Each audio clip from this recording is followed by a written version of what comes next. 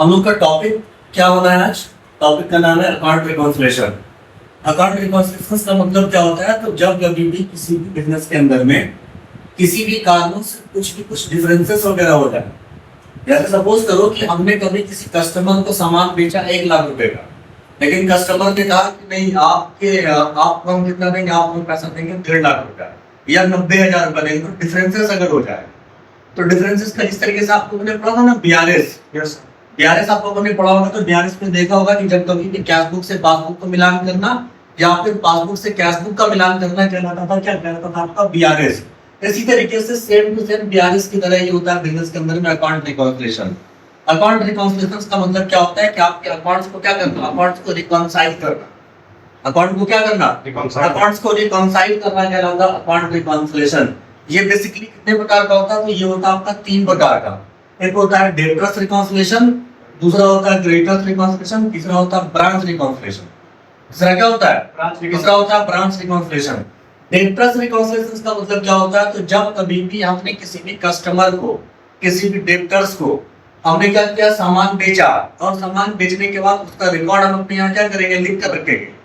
उसके रिकॉर्ड को क्या करेंगे, हम अपने बिजनेस में लिख कर रखेंगे। और उसके बाद फिर क्या करेंगे, जब at the end of the month, जब आपका महीना खत्म होगा, तो महीना खत्म होने के बाद हम क्या करेंगे, उससे पैसे का डिमांड करेंगे कि मेरा जो बकाया, मेरा जो आउटस्टैंडिंग आपके पास वो पैसा मेरे को चुकाओ।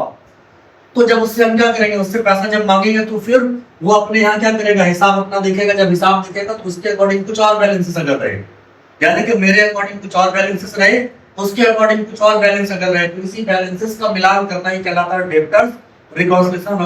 और इसमें अंतर बहुत सारे कारणों से होता है। अंतर होने का बहुत सारा कारण है। कभी कस्टमर को सामान भेजा हमने अपने यहाँ रिकॉर्ड नहीं किया, सामान रास्ते में है अभी, या उसने अपने यहाँ रिकॉर्ड नहीं किया, या फिर उसने पैसा पे किया, हमने अपने यहाँ रिकॉर्ड नहीं किया। बहुत सारे कारणों से डिफरेंसेस होगा, इसे डिफरेंसेस को कहेंगे डेब्टर्स रिकॉन्सिलेशन बोलेंगे। इसी तरीके से होता है क्रेडिटर्स रिकॉन्सिलेशन।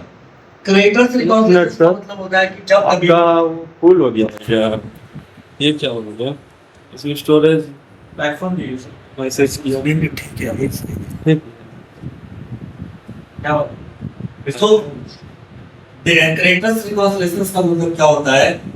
क्रेडिटर्स रिकॉन्सिलेशन का मतलब होता है कि जब कभी भी हमने किसी से सामान परचेज किया, और सामान परचेज करने के बाद फिर क्या हुआ, हम अपने वेंडर को, मैंने कहा कि मैं आपको पैसा चुकाऊंगा, और वेंडर ने क्या किया, वेंडर ने कहा कि हम अपना हिसाब भेजते हैं आप।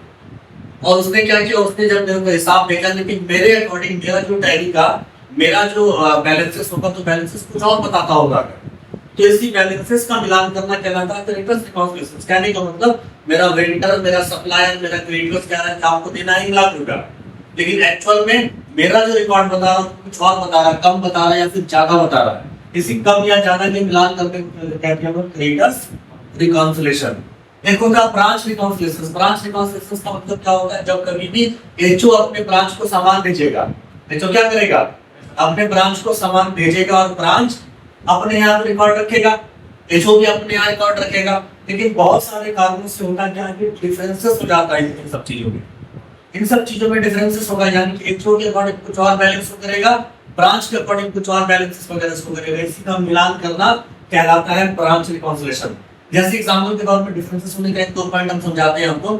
एचओ ने ब्रांच को सामान भेजा, ब्रांच ने अपने यहाँ क्या हुआ, सामान को रिसीव कर लिया, लेकिन अपने यहाँ रिकॉर्ड नहीं किया उसने, डिफरेंसेस हो जाएगा।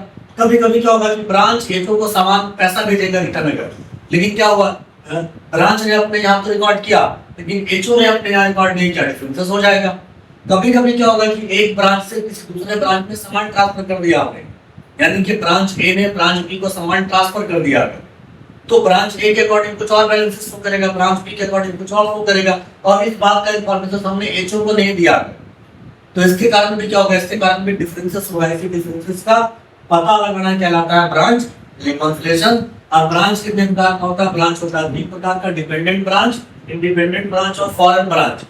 डिपेंडेंट ब्रांच किसको बोलेंगे, तो ऐसा ब्रांच जो पूरा का पूरा डिपेंड किस पे होगा, डिपेंड होगा एचओ पे। ऐसे प्रकार के ब्रांच को बोलेंगे डिपेंडेंट ब्रांच, यानी कि अगर एचओ बोलेगा दुकान कब खोलना, कैसे खोलना, क्या बेचना, नहीं बेचना, कब पैसा चुकाना, किसको सामान बेचना, नगद बेचना, उधार बेचना, ये सारी चीजों को जब रिकॉर्ड रखेंगे, तो ऐसे प्रकार के ब्रांच को क्या बोलेंगे, तो ऐसे प्रकार के ब्रांच को बोलेंगे डिपेंडेंट ब्रांच। एक होता है इंडिपेंडेंट ब्रांच। एक ऐसे प्रकार का ब्रांच जो कि पूरा का पूरा क्या होगा, स्वतंत्र होगा, अपने हिसाब से व्यापार करेगा, अपने हिसाब से बिजनेस को कंट्रोल करेगा, अपने हिसाब से दुकान खोलेगा, अपने हिसाब से दुकान को बंद करेगा। ऐसे प्रकार के ब्रांच को क्या बोलेंगे, उसको बोलेंगे इंडिपेंडेंट ब्रांच। एक होता है फॉरेन ब्रांच, एक ऐसे प्रकार का ब्रांच जो कि क्या होगा, किसी देश के अंदर में उसका एचओ हो और उसका ब्रांच अपने देश के बाउंड्री वॉल के अलावा बाकी सब देशों में अगर हमने कहा कि आपने शाखा खोल कर रखी, अपना ब्रांच अगर खोल कर रखा, तो उसको बोलेंगे क्या, उसको बोलेंगे हम लोग फॉरेन ब्रांच। जैसे हिंदुस्तान के अंदर में किसी कंपनी का जो बुक, उसका जो बुक जो है दुकान, पहला दुकान था उसका एस्टेब्लिशमेंट हुआ, वो कहाँ पे, इंडिया में, लेकिन सामान कहाँ पे बेच रहे थे हम लोग, अमेरिका में, जापान में, जर्मनी में। तो ऐसे प्रकार के ब्रांचेस को क्या बोलेंगे, हम लोग बोलेंगे फॉरेन ब्रांच। तो इस तरीके से हम लोग इसका प्रैक्टिकल क्वेश्चन वगैरह देखेंगे, आगे कंटिन्यू करेंगे।